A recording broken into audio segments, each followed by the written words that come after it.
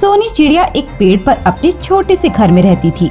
उसकी एक प्यारी सी बेटी थी पायल चिड़िया। एक दिन सोनी चिड़िया जब दाने की तलाश में जा रही थी तो रास्ते में उसे कुटकुट कबूतर मिला। अरे सोनी बहन, सुबह सुबह कहाँ जा रही हो? नमस्ते कुटकुट भाई, मैं दाने की तलाश में जा रही हूँ। मेरी बेटी पायल सुबह उठते ही खाना मांगती है। वो तो ठीक है बहन, लेकिन तुमने पायल की शादी के बारे में कुछ सोचा है? वह अब बड़ी हो गई है, उसकी शादी करनी चाहिए तुम्हें। हाँ कुटकुट भाई, दिन रात इसी चिंता में रहती हूँ कि बेटी की शादी कैसे होगी। मेरी नजर में एक चिड़िया है, उसका बेटा अपनी पायल बेटी के लिए ठीक रहेगा। तुम कहो तो मैं बात करूं? वे तो ठीक है, लेकिन मैं दहेज कहाँ से लाऊंगी? आजकल बिना दहेज के शादी नहीं होती। अभी मेरे बराबर वाले पीपल के पेड़ पर रहने वाली मोनी चिड़िया की बेटी की शादी में ससुराल वालों ने पूरा घर मांग लिया। मैं कहाँ से लाऊंगी ये सब? बहन तुम चिंता मत करो, मैं बात कर लूँगा। तुम बस शादी के लिए हाँ कर दो। ठीक है, जैसा आप ठीक समझे। कुछ दिन बाद सोनी चिड़िया अपनी बेटी पायल की शादी कर देती है। शादी के बाद पायल चिड़िया अपने ससुराल चली जाती है। वहाँ उसकी सास सपना बहुत ही तेज थी। सुन बहू, तुझे पूरे घर की सफाई करनी होगी, उसके बाद मेरे लिए दाना लाना होगा। मैं तो कहीं जाती नहीं हूँ।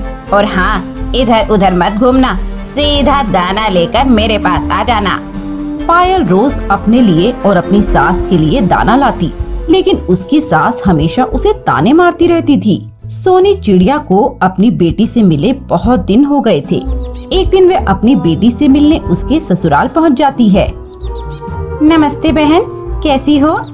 पायल कहीं नजर नहीं आ रही? बाहर घूमने गई होगी तुम्हारी बेटी, किसी काम के लिए भेजो तो पूरा दिन लगा देती है। हमने तुम पर तरस खाकर बिना दहेज के शादी की, लेकिन बहू तो अच्छी मिलती, मेरे से उड़ा नहीं जाता। वह मेरे लिए दाना लेने गई है, पर अभी तक नहीं आई। पता नहीं क्या सिखाया है तुमने अपनी बेटी को। तभी वहाँ पायल आ जाती है। माँ को देखकर वे रोने लगती है।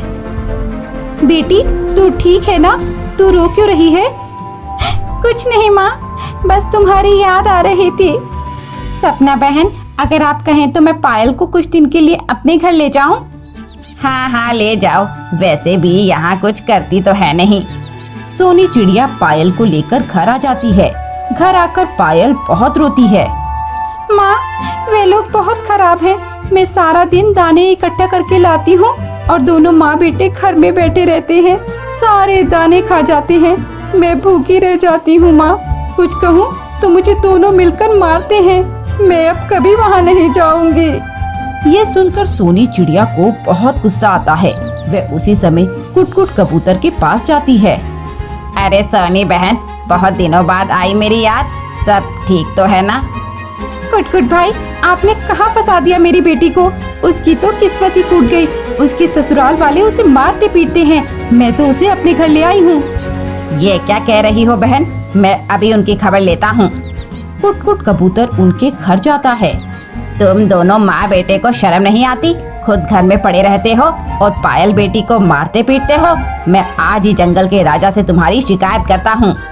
ये कहकर वे जंगल के राजा मिट्टू तोते के पास जाता है। उनसे शिकायत करता है। मिट्टू तोता दोनों माँ बेटे को जेल में डाल देता है। जेल में बैठकर दोनों रो रहे होते हैं।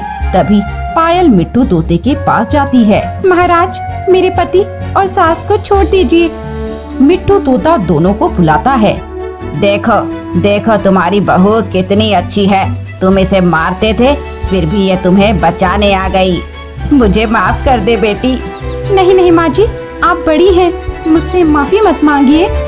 दोनों माँ बेटे पायल चिड़िया को घर ले आते हैं और पूरा परिवार खुशी खुशी रहने लगता है।